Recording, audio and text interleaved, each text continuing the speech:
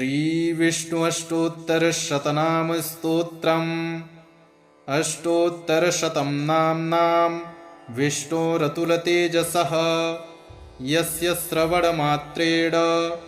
नरो नारायणो भवेत्। विष्णुर्जिष्णुर्वषट्कारो देवदेवो वृषाकपिः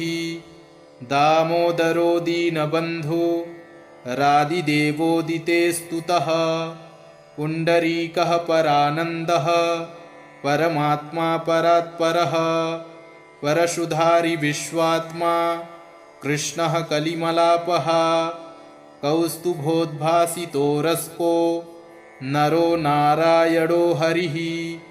हरो हरप्रियः स्वामी वैकुण्ठो विश्वतोमुखः ऋषिकेशो प्रमेयात्मा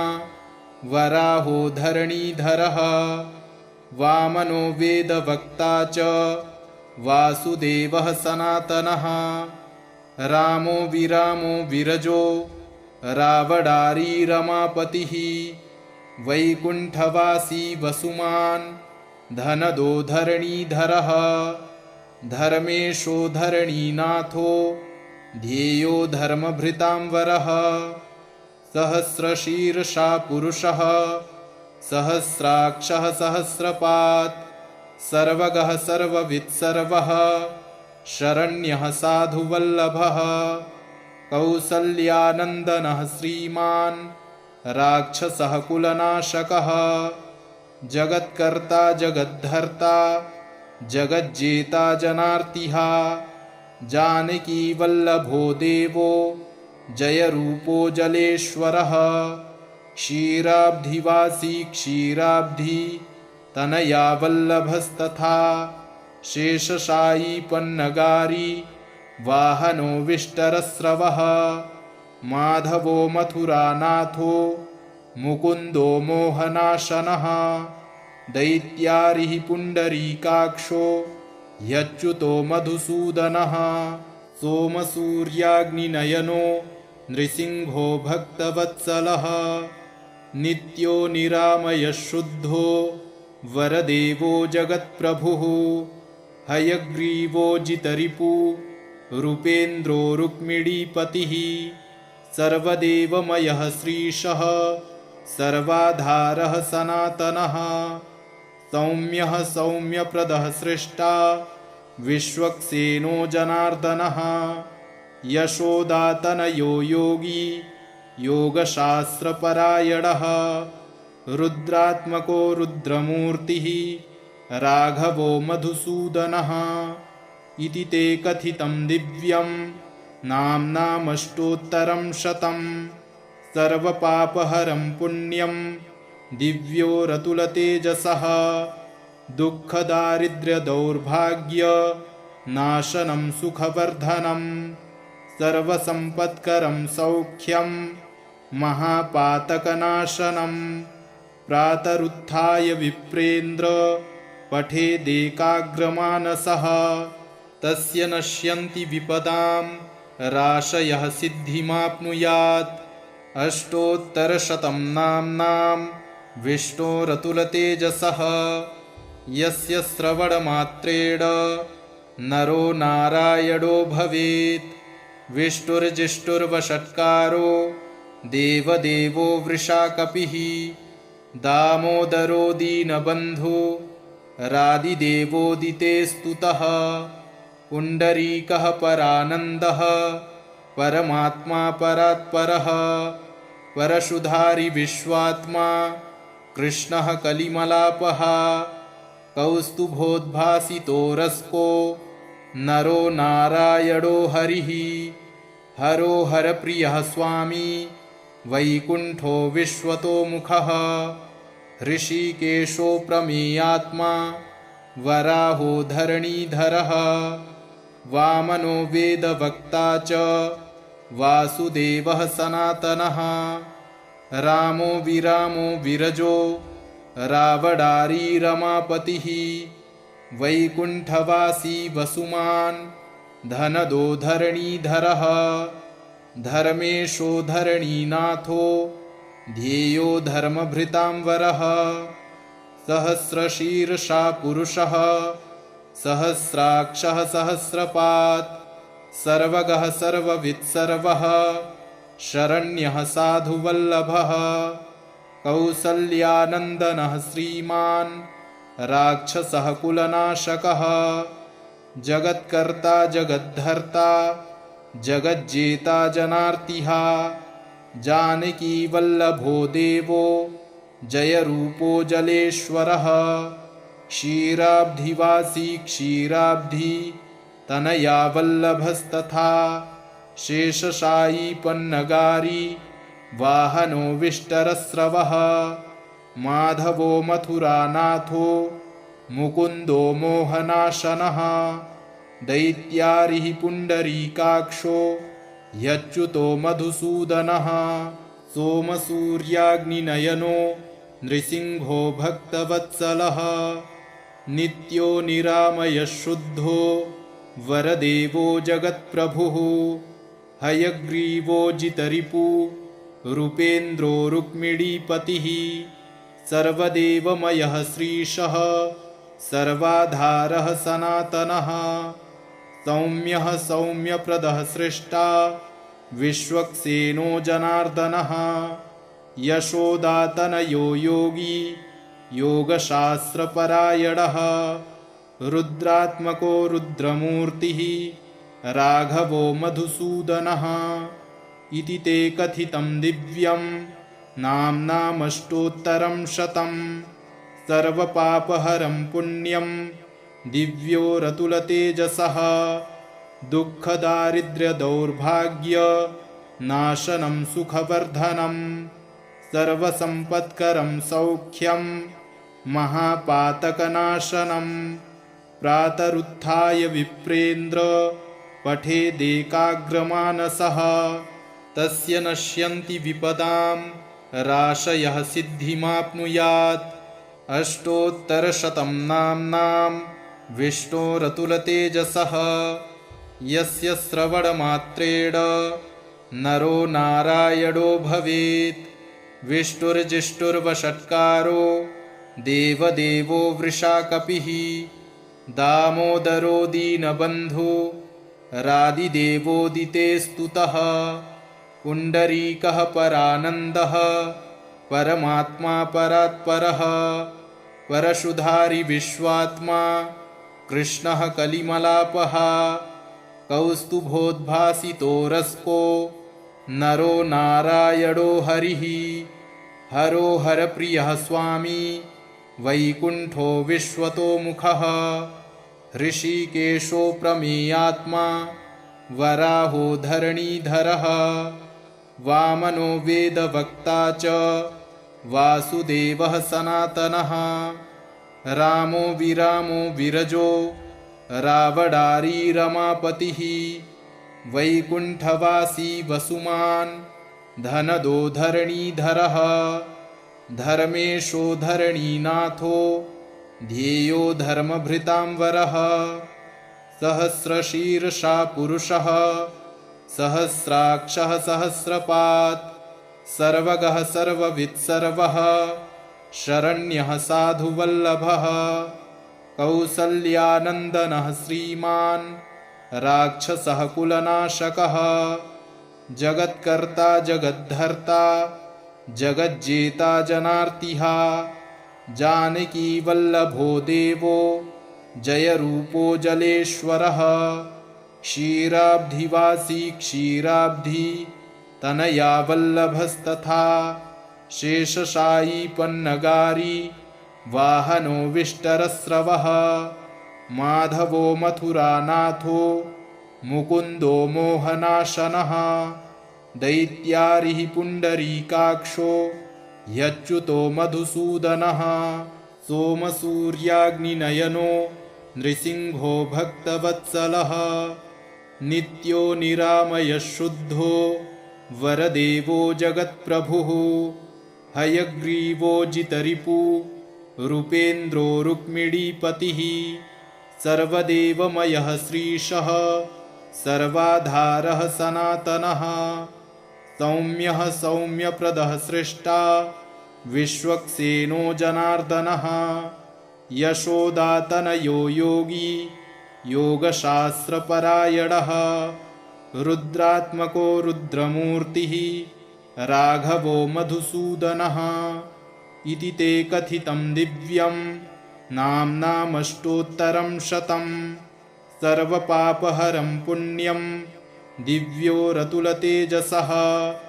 दुःखदारिद्र्यदौर्भाग्यनाशनं सुखवर्धनं सर्वसम्पत्करं सौख्यं महापातकनाशनं प्रातरुत्थाय विप्रेन्द्र पठेदेकाग्रमानसः तस्य नश्यन्ति विपदां राशयः सिद्धिमाप्नुयात् अष्टोत्तरशतं नाम्नां विष्णोरतुलतेजसः यस्य श्रवणमात्रेण नरो नारायणो भवेत् विष्णुर्जिष्णुर्वषट्कारो देवदेवो वृषाकपिः दामोदरो दीनबन्धो रादिदेवोदिते स्तुतः पुण्डरीकः परानन्दः परमात्मा परात्परः परशुधारि विश्वात्मा कृष्णः कलिमलापः कौस्तुभोद्भासितो रस्को नरो नारायणो हरिः हरो हरप्रियः स्वामी वैकुण्ठो विश्वतोमुखः ऋषिकेशो प्रमेयात्मा वराहो धरणीधरः वामनो वेदवक्ता च वासुदेवः सनातनः रामो विरामो विरजो रावणारी रमापतिः वैकुण्ठवासी वसुमान् धनदो धरणीधरः धर्मेशो धरणीनाथो ध्येयो धर्मभृतांवरः सहस्रशीर्षा पुरुषः सहस्राक्षः सहस्रपात् सर्वगः सर्ववित्सर्वः शरण्यः साधुवल्लभः कौसल्यानन्दनः श्रीमान् राक्षसः कुलनाशकः जगत्कर्ता जगद्धर्ता जगज्जेता जनार्तिः जानकीवल्लभो देवो जयरूपो जलेश्वरः क्षीराब्धिवासी क्षीराब्धि तनया वल्लभस्तथा शेषशायी पन्नगारी वाहनो विष्टरस्रवः माधवो मथुरानाथो मुकुन्दो मोहनाशनः दैत्यारिः पुण्डरीकाक्षो ह्यच्युतो मधुसूदनः सोमसूर्याग्निनयनो नृसिंहो भक्तवत्सलः नित्यो निरामयः शुद्धो वरदेवो जगत्प्रभुः हयग्रीवो जितरिपु रूपेन्द्रो रुक्मिणीपतिः सर्वदेवमयः श्रीशः सर्वाधारः सनातनः सौम्यः सौम्यप्रदः सृष्टा विश्वक्सेनो जनार्दनः यशोदातनयो योगी योगशास्त्रपरायणः रुद्रात्मको रुद्रमूर्तिः राघवो मधुसूदनः इति ते कथितं दिव्यं नाम्नामष्टोत्तरं शतं सर्वपापहरं पुण्यं दिव्योरतुलतेजसः दुःखदारिद्र्यदौर्भाग्यनाशनं सुखवर्धनं सर्वसम्पत्करं सौख्यं महापातकनाशनं प्रातरुत्थाय विप्रेन्द्र पठेदेकाग्रमानसः तस्य नश्यन्ति विपदां राशयः सिद्धिमाप्नुयात् अष्टोत्तरशतं नाम्नां विष्णोरतुलतेजसः यस्य श्रवणमात्रेण नरो नारायणो भवेत् विष्णुर्जिष्णुर्वषट्कारो देवदेवो वृषाकपिः दामोदरो दीनबन्धो रादिदेवोदिते स्तुतः पुण्डरीकः परानन्दः परमात्मा परात्परः परशुधारि विश्वात्मा कृष्णः कलिमलापः कौस्तुभोद्भासितो रस्को नरो नारायणो हरिः हरो हरप्रियः स्वामी वैकुण्ठो विश्वतोमुखः ऋषिकेशो प्रमेयात्मा वराहो धरणीधरः वामनो वेदवक्ता च वासुदेवः सनातनः रामो विरामो विरजो रावणारी रमापतिः वैकुण्ठवासी वसुमान् धनदो धरणीधरः धर्मेशो धरणीनाथो ध्येयो धर्मभृतां वरः सहस्रशीर्षा पुरुषः सहस्राक्षः सहस्रपात् सर्वगः सर्ववित्सर्वः शरण्यः साधुवल्लभः कौसल्यानन्दनः श्रीमान् राक्षसः कुलनाशकः जगत्कर्ता जगद्धर्ता जगज्जेता जनार्तिः जानकीवल्लभो देवो जयरूपो जलेश्वरः क्षीराब्धिवासी क्षीराब्धि तनया वल्लभस्तथा शेषशायी पन्नगारी वाहनो विष्टरस्रवः माधवो मथुरानाथो मुकुन्दो मोहनाशनः दैत्यारिः पुण्डरीकाक्षो ह्यच्युतो मधुसूदनः सोमसूर्याग्निनयनो नृसिंहो भक्तवत्सलः नित्यो निरामयः शुद्धो वरदेवो जगत्प्रभुः हयग्रीवो जितरिपु रूपेन्द्रो रुक्मिणीपतिः सर्वदेवमयः श्रीशः सर्वाधारः सनातनः सौम्यः सौम्यप्रदः सृष्टा विश्वक्सेनो जनार्दनः यशोदातनयो योगी योगशास्त्रपरायणः रुद्रात्मको रुद्रमूर्तिः राघवो मधुसूदनः इति ते कथितं दिव्यं नाम्नामष्टोत्तरं शतं सर्वपापहरं पुण्यं दिव्यो रतुलतेजसः दुःखदारिद्र्यदौर्भाग्य नाशनं सुखवर्धनं सर्वसम्पत्करं सौख्यं महापातकनाशनं प्रातरुत्थाय विप्रेन्द्र पठेदेकाग्रमानसः तस्य नश्यन्ति विपदां राशयः सिद्धिमाप्नुयात् अष्टोत्तरशतं नाम्नां विष्णोरतुलतेजसः यस्य श्रवणमात्रेण नरो नारायणो भवेत् विष्णुर्जिष्णुर्वषट्कारो देवदेवो वृषाकपिः दामोदरो दीनबन्धु रादिदेवोदिते स्तुतः पुण्डरीकः परानन्दः परमात्मा परात्परः परशुधारि विश्वात्मा कृष्णः कलिमलापः कौस्तुभोद्भासितो रस्को नरो नारायणो हरिः हरो हरप्रियः स्वामी वैकुण्ठो विश्वतोमुखः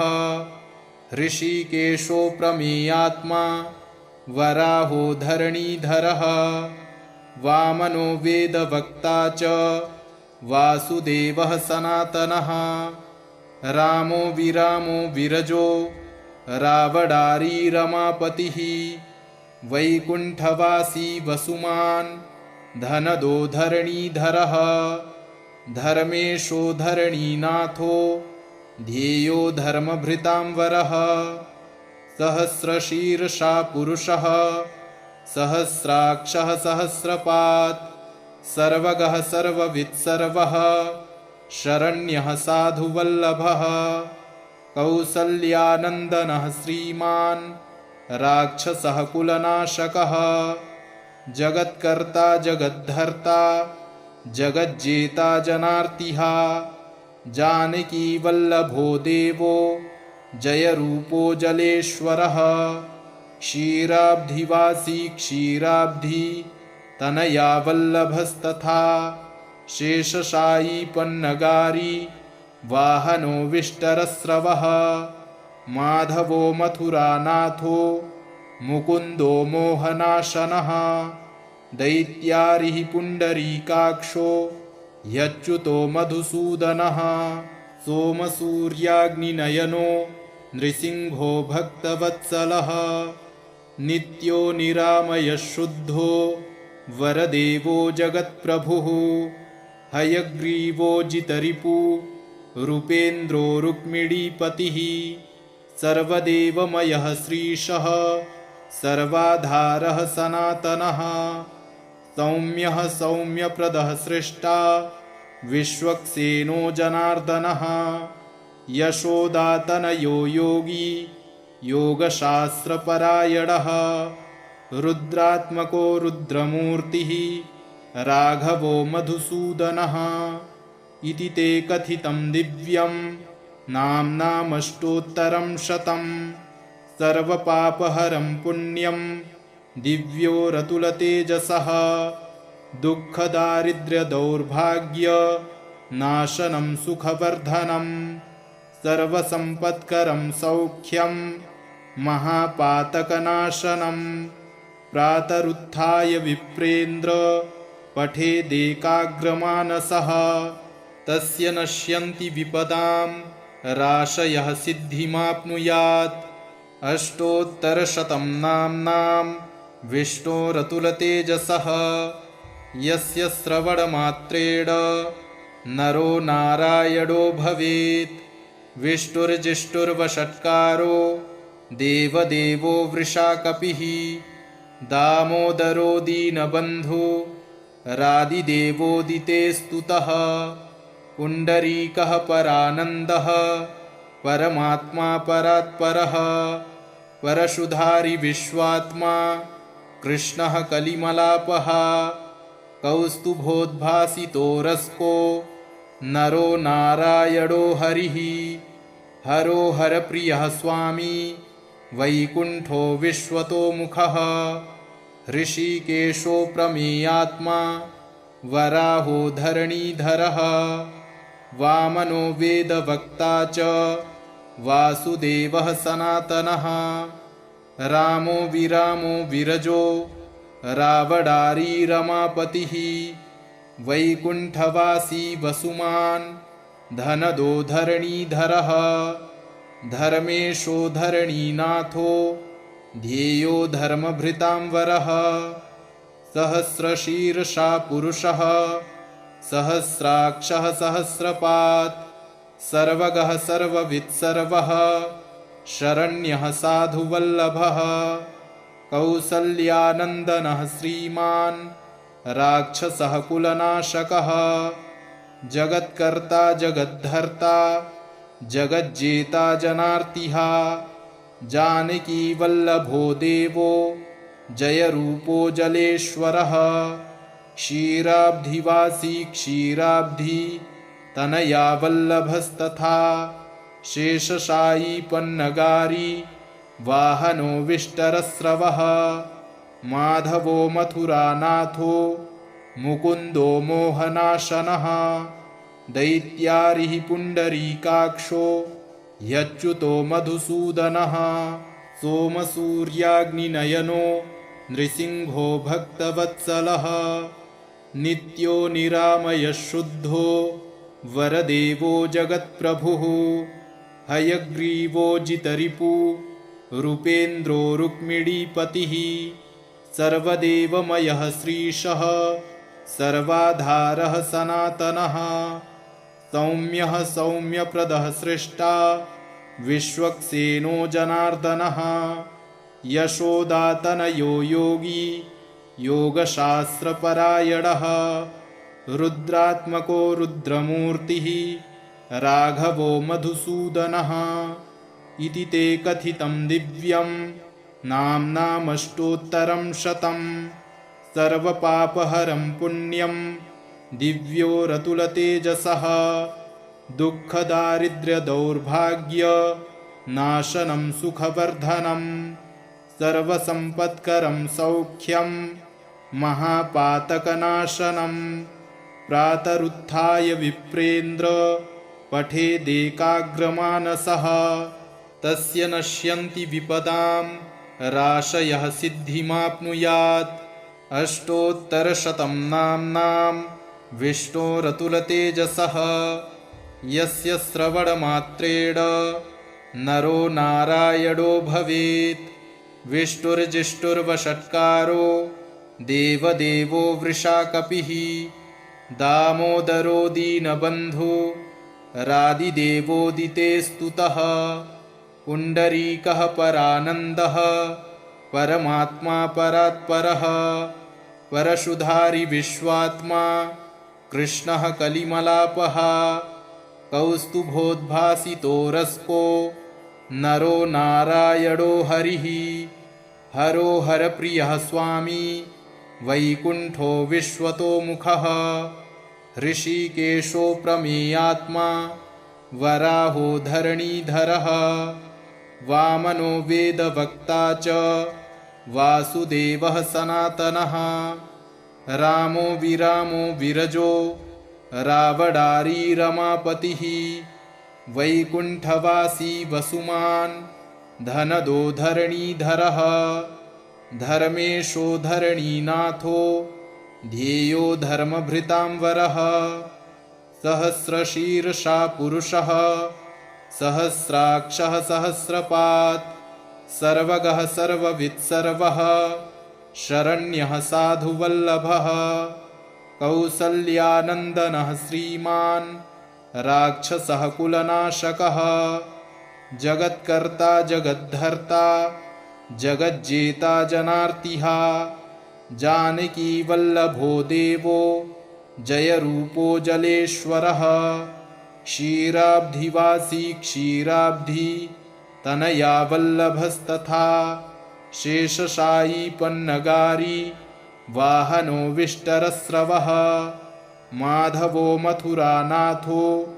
मुकुन्दो मोहनाशनः दैत्यारिः पुण्डरीकाक्षो ह्यच्युतो मधुसूदनः सोमसूर्याग्निनयनो नृसिंहो भक्तवत्सलः नित्यो निरामयः शुद्धो वरदेवो जगत्प्रभुः हयग्रीवो जितरिपु रूपेन्द्रो रुक्मिणीपतिः सर्वदेवमयः श्रीशः सर्वाधारः सनातनः सौम्यः सौम्यप्रदः सृष्टा विश्वक्सेनो जनार्दनः यशोदातनयो योगी योगशास्त्रपरायणः रुद्रात्मको रुद्रमूर्तिः राघवो मधुसूदनः इति ते कथितं दिव्यं नाम्नामष्टोत्तरं शतं सर्वपापहरं पुण्यं दिव्योरतुलतेजसः दुःखदारिद्र्यदौर्भाग्य नाशनं सुखवर्धनं सर्वसम्पत्करं सौख्यं महापातकनाशनं प्रातरुत्थाय विप्रेन्द्र पठेदेकाग्रमानसः तस्य नश्यन्ति विपदां राशयः सिद्धिमाप्नुयात् अष्टोत्तरशतं नाम्नां विष्णोरतुलतेजसः यस्य श्रवणमात्रेण नरो नारायणो भवेत् विष्णुर्जिष्णुर्वषट्कारो देवदेवो वृषाकपिः दामोदरो दीनबन्धु रादिदेवोदिते स्तुतः पुण्डरीकः परानन्दः परमात्मा परात्परः परशुधारी विश्वात्मा कृष्णः कलिमलापः कौस्तुभोद्भासितो रस्को नरो नारायणो हरिः हरो हरप्रियः स्वामी वैकुण्ठो विश्वतोमुखः ऋषिकेशो प्रमेयात्मा वराहो धरणीधरः वामनो वेदवक्ता च वासुदेवः सनातनः रामो विरामो विरजो रावणारी रमापतिः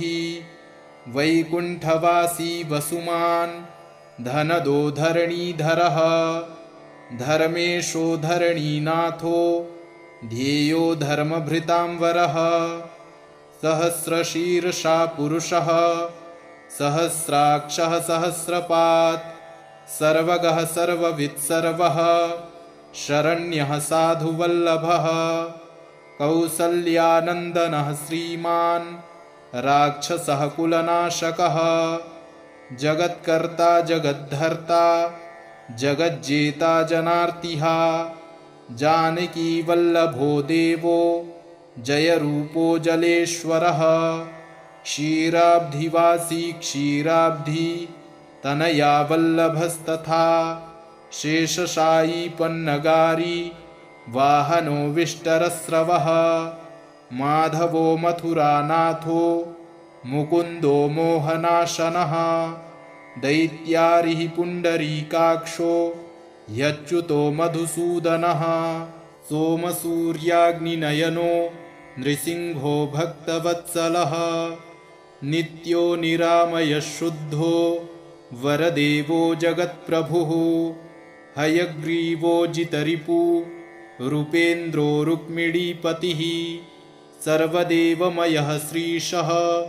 सर्वाधारः सनातनः सौम्यः सौम्यप्रदः सृष्टा विश्वक्सेनो जनार्दनः यशोदातनयो योगी योगशास्त्रपरायणः रुद्रात्मको रुद्रमूर्तिः राघवो मधुसूदनः इति ते कथितं दिव्यं नाम्नामष्टोत्तरं शतं सर्वपापहरं पुण्यं दिव्यो रतुलतेजसः दुःखदारिद्र्यदौर्भाग्य नाशनं सुखवर्धनं सर्वसम्पत्करं सौख्यं महापातकनाशनं प्रातरुत्थाय विप्रेन्द्र पठेदेकाग्रमानसः तस्य नश्यन्ति विपदां राशयः सिद्धिमाप्नुयात् अष्टोत्तरशतं नाम्नां विष्णोरतुलतेजसः यस्य श्रवणमात्रेण नरो नारायणो भवेत् विष्णुर्जिष्णुर्वषट्कारो देवदेवो वृषाकपिः दामोदरो दीनबन्धु रादिदेवोदिते स्तुतः पुण्डरीकः परानन्दः परमात्मा परात्परः परशुधारि विश्वात्मा कृष्णः कलिमलापः कौस्तुभोद्भासितो रस्को नरो नारायणो हरिः हरो हरप्रियः स्वामी वैकुण्ठो विश्वतोमुखः ऋषिकेशो प्रमेयात्मा वराहो धरणीधरः वामनो वेदवक्ता च वासुदेवः सनातनः रामो विरामो विरजो रावणारी रमापतिः वैकुण्ठवासी वसुमान् धनदो धरणीधरः धर्मेशो धरणीनाथो ध्येयो धर्मभृतां वरः सहस्रशीर्षा पुरुषः सहस्राक्षः सहस्रपात् सर्वगः सर्ववित् सर्वः शरण्यः साधुवल्लभः कौसल्यानन्दनः श्रीमान् राक्षसः कुलनाशकः जगत्कर्ता जगद्धर्ता जगज्जेता जनार्तिः जानकीवल्लभो देवो जयरूपो जलेश्वरः क्षीराब्धिवासी क्षीराब्धि तनया वल्लभस्तथा शेषशायी पन्नगारी वाहनो विष्टरस्रवः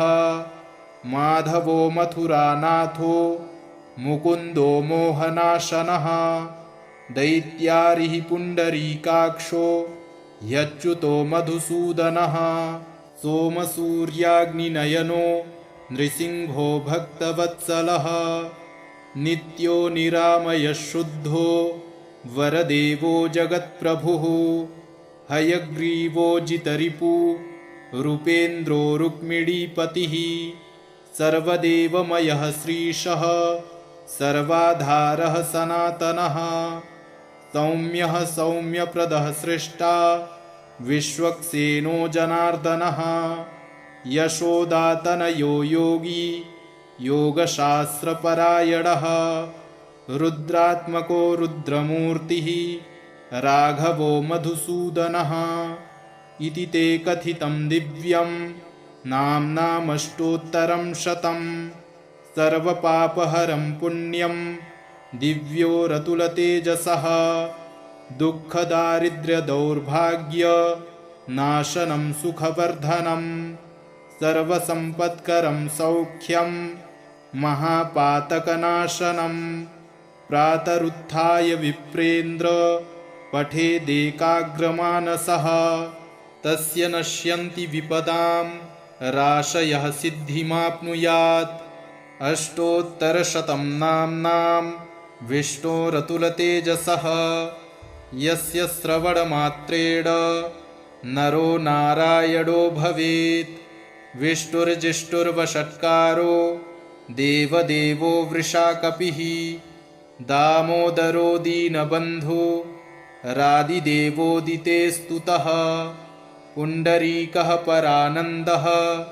परमात्मा परात्परः परशुधारी विश्वात्मा कृष्णः कलिमलापः कौस्तुभोद्भासितो रस्को नरो नारायणो हरिः हरो हरप्रियः स्वामी वैकुण्ठो विश्वतोमुखः ऋषिकेशो प्रमेयात्मा वराहो धरणीधरः वामनो वेदवक्ता च वासुदेवः सनातनः रामो विरामो विरजो रावणारी रमापतिः वैकुण्ठवासी वसुमान् धनदो धरणीधरः धर्मेशो धरणीनाथो ध्येयो धर्मभृतांवरः सहस्रशीर्षा पुरुषः सहस्राक्षः सहस्रपात् सर्वगः सर्ववित् सर्वः शरण्यः साधुवल्लभः कौसल्यानन्दनः श्रीमान् राक्षसः कुलनाशकः जगत्कर्ता जगद्धर्ता जगज्जेता जनार्तिः जानकीवल्लभो देवो जयरूपो जलेश्वरः क्षीराब्धिवासी क्षीराब्धि तनया वल्लभस्तथा शेषशायी पन्नगारी वाहनो विष्टरस्रवः माधवो मथुरानाथो मुकुन्दो मोहनाशनः दैत्यारिः पुण्डरीकाक्षो ह्यच्युतो मधुसूदनः सोमसूर्याग्निनयनो नृसिंहो भक्तवत्सलः नित्यो निरामयः शुद्धो वरदेवो जगत्प्रभुः हयग्रीवो जितरिपु रूपेन्द्रो रुक्मिणीपतिः सर्वदेवमयः श्रीशः सर्वाधारः सनातनः सौम्यः सौम्यप्रदः सृष्टा विश्वक्सेनो जनार्दनः यशोदातनयो योगी योगशास्त्रपरायणः रुद्रात्मको रुद्रमूर्तिः राघवो मधुसूदनः इति ते कथितं दिव्यं